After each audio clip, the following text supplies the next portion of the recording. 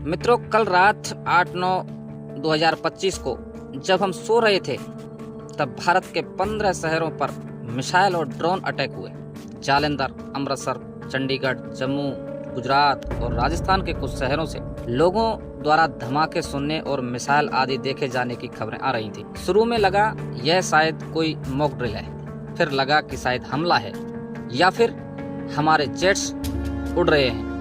कुछ समय ट्रैक करते रहे लेकिन फिर कोई जानकारी नहीं मिली तो अपन सो गए। आज सुबह पता लगा कि यह तो पाकिस्तान का हमला हुआ था और हमारे S-400 डिफेंस सिस्टम और अन्य साथी सिस्टम्स के कारण यह हमला फेल हो गया। हमें कोई भी जान माल का नुकसान नहीं हुआ। अब बात आती है हमारे रक्षा कवच S-400। तो यह आज साबित हो गया कि इस सिस्टम को खरीदना कितना बड़ा और शानदार निर्णय था मोदी सरकार। लेकिन क्या यह निर्णय इतना आसान था? बिल्कुल नहीं। S-400 खरीदना बहुत ही मुश्किल था, पैसे के मामले में नहीं बल्कि इसे खरीदने में हुई जटिलताओं के कारण। S-400 एक रूसी प्रोडक्ट है। जाहिर है अमेरिका नहीं चाहता था कि यह भारत को मिले। अमेरिका ने भारत को कई बार अपने थर्ड और पेट्राइट एयर डिफेंस सिस्टम्स बेचने की बात की। कई बार मतलब कई बार। पिछली कांग्रेस की सरकार के समय से अमेरिका यह कर रहा था। मोदी सरकार ने इस सिस्टम को लेने का निर्णय छोड़ दिया सेना पर, जिसकी पहली पसंद थी S-400, जो इस समय दुनिया का सबसे खतरनाक एयर डिफेंस सिस्टम है। 2017 आते आते सेना ने सरकार को बता दिया कि लेना है तो S-400 ही लेना है। अब यहाँ से शुरू होता है एक बहुत शानदार डिप्लोमेटिक गेम्स। रूस ने जब क्रीमिया पर कब्जा किया उसके बाद अमेरिका ने उस पर कई सैंक्शन लगा दिए। उसके बाद जब रूस में चुनाव हुआ तब रूस पर अमेरिका के चुनाव में छेड़छाड़ करने का आरोप भी लगा और फिर काटसा एक्ट लॉ के तहत रूस पर सैंक्शन लगा दिए गए। यह सैंक्शन रूस से हथियार लेने वाले देशों पर भी लागू थे।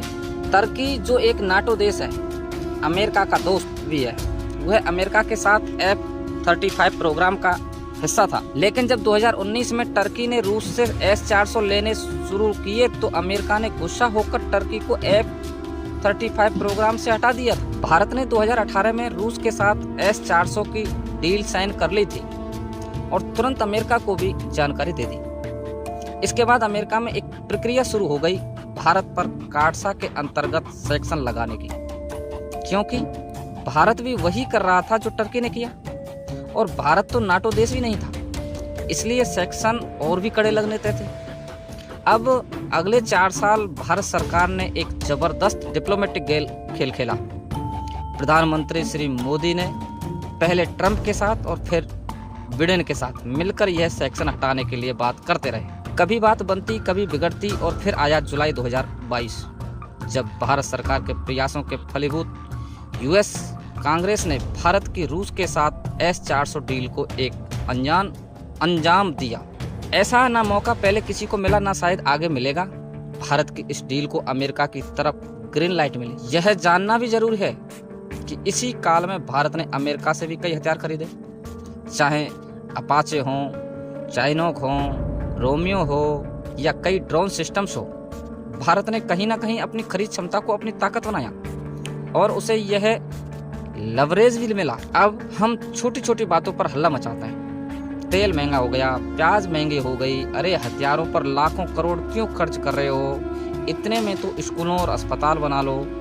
हम एक हॉस्टाइल एनवायरनमेंट में रहते हैं, हमारे चारों ओर दुश्मन हैं। ऐसे में एक सुरक्षा कवच होना कहीं बहुत जरूरी है। सोचिए, S-400 नहीं होता, कल मिसाइल और ड्रोन का हमला होता, हमारे लोग मारे जाते। जहां जरूरी है वहां खर्च करना ही जरूर चाहिए। धन्य है हमारी भारतीय सेना को।